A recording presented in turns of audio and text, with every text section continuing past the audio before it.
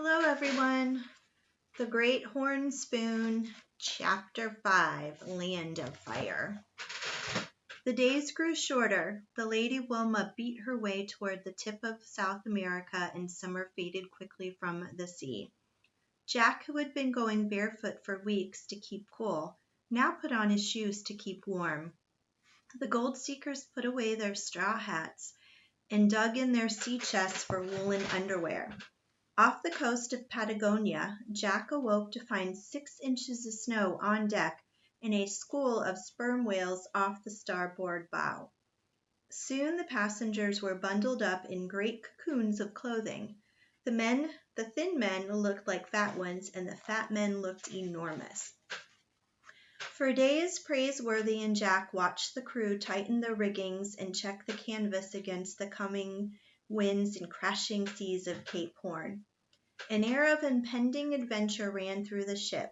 Jack listened to tales of whaling ships disappearing forever from the roaring cape, of square riggers with their masts uprooted like trees, of brigs driven back by horrendous headwinds, and of barks wandering in endless fogs. Nonsense, Praiseworthy would say. Mere sea yarns. But even more forbidding, it seemed to Jack, were stories told of sea captains tempted by a shorter route to the Pacific through the narrow and vile-tempered Strait of Magellan. There, ships were sometimes cracked in two like nuts between the rocky jaws of the passage. More than one brave captain had turned back for the tender mercies of Cape Horn itself. Stuff and nonsense, Praiseworthy would say, even though he believed every word of it. We may hit a bit of inclement weather, gentlemen, but our good captain will give the back of his hand to the Cape. He told me so himself. Why, the wild bull of the seas could navigate these waters with his eyes shut. Well, said Mr. Azaria Jones, I hope he doesn't try that. It'll suit me fine if he keeps both eyes open, and then some. The mountainous Yankee trader wore a muffler tied around his face, as if he had a toothache to keep his ears warm. In the pilot house, Captain Swain studied his charts. The Sea Raven was obviously far in the lead, but San Francisco was yet a long way off. Captain Swain knew well enough of the storms lying in wait off the Horn, winds that could drive a ship back 20 miles for every one it gained. Nevertheless, the nearer the Lady Wilma crept to the furious tip of the continent, the more eager Captain Swain became.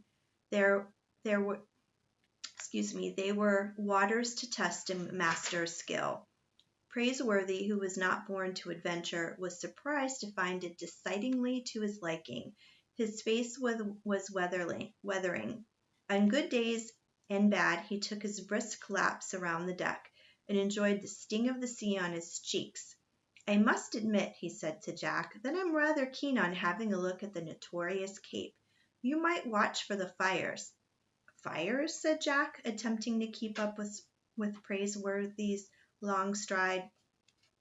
At Tierra del Fuego, the captain tells me the natives keep great fires going day and night, keep themselves and their sheep from freezing. Tierra del Fuego, land of fire, that's what the name means. A burst of spray rose from the bows and fell like rain. Land of fire, said Jack. I'll watch for it. Almost without warning, the first storm came roaring off the Arctic wastes and bore down on the paddle wheeler. The sun went out like a match. Long, shrieking winds loaded with hailstones struck the ship like buckshot. The oak wheels spun out of the hands of the quartermaster. The Lady Wilma went teetering over on her side, digging her ribs deep into the seas. Jack, who had just sat down to a bowl of chowder, saw the bowl fly off in one direction, the chowder in another, and the spoon in a third. I do believe we ride off the Horn, said Praiseworthy, hanging onto his bowler hat. Captain Swain lent a hand to the wheel, righting the ship and turning her bowsprit into the wind. In the main saloon, the gold seekers had been thrown together in a tangle of arms and legs.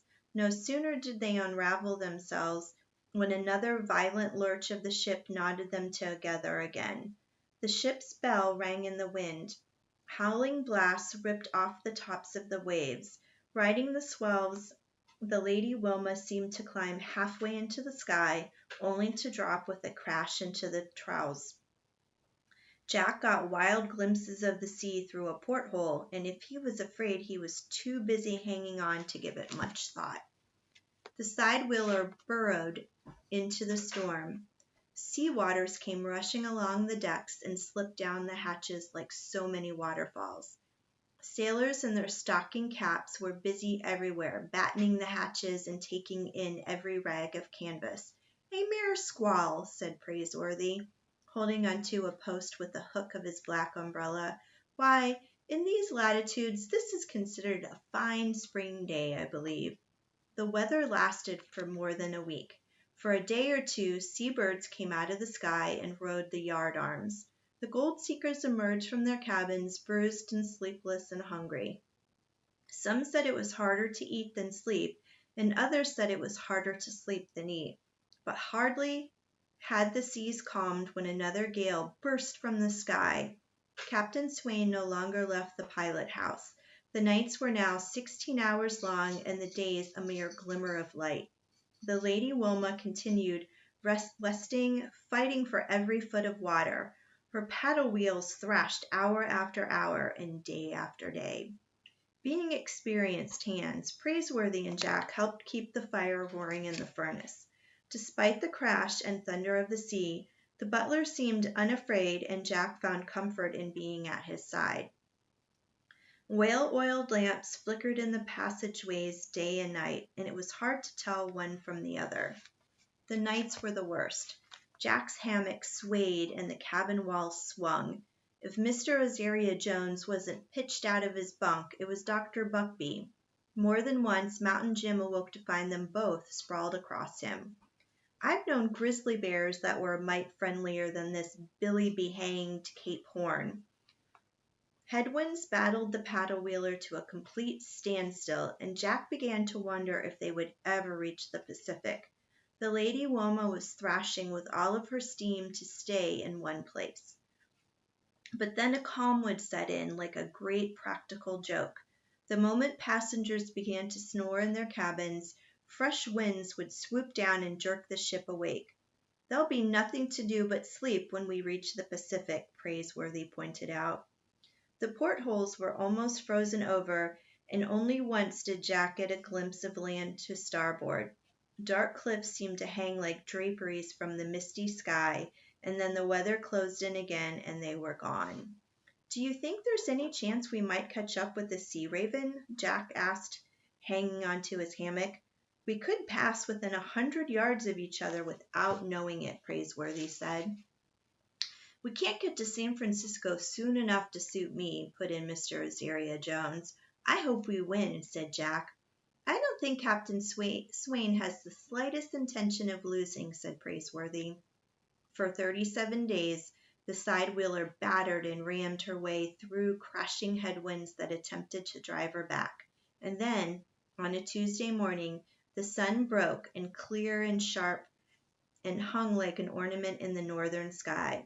One by one, the deck hatches opened, and the gold seekers came on deck as if from some dark dungeon. Their eyes blinked in the unfamiliar brightness of the day.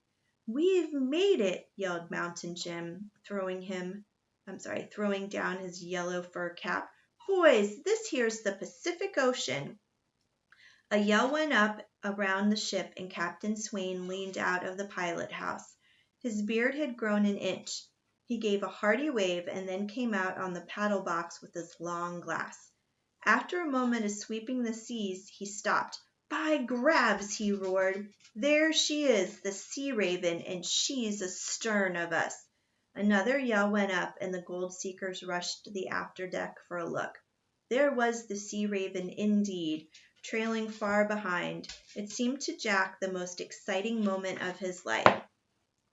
"A remarkable performance," said Praiseworthy, but he was baffled. It seemed hardly possible that the Lady Wilma had charged ahead against the furies of the past 37 days, and yet There stood the sea raven behind them as proof. I watched for the fires, said Jack, but I never did catch sight of them, Praiseworthy. Suddenly the butler's eyes lit up. Why, Master Jack, you've solved it. Solved it. Solved what?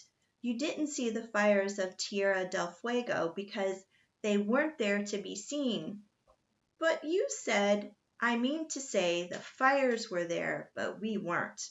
At that moment, Captain Swain had joined the gold seekers on the after deck. Jack had never seen him with such a wide and merry grin glowing from the depths of his whiskers. I hope you gentlemen enjoyed your passage around the Horn, said the wild bull of the seas. Captain, Praiseworthy said with a gleam in his eye, Master Jack appears to be on to your secret. What's that? We haven't been around the Horn, sir. Captain Swain gave Jack a twinkling glance. Is that so, lad? As I said, all I said was, Jack said, what he means is that you have pulled off a most daring piece of seamanship, sir, interrupted the butler. The reason Master Jack didn't catch sight of the great fires at Land's End, why, the reason, sir, is that you took the Lady Wilma through the deadly Strait of Magellan. The Strait of Magellan, you say? The captain rubbed his plump nose. Why, that's a regular ship's graveyard. And then he gave Jack a heavy squint. Of course, it cuts hundreds of miles off the voyage around the Horn. Hundreds of miles. A ship's master can be sorely tempted. You mean to say, sir, said Mr. Azaria Jones, turning white, that we've been bouncing around in that awful place? I confess, chuckled the captain, the lad here has found me out. Then he pointed to the sea raven. Look at her following us, gentlemen, like a chick after a hen. And that is the end of chapter 5. Come check back with me tomorrow and we will read chapter 6.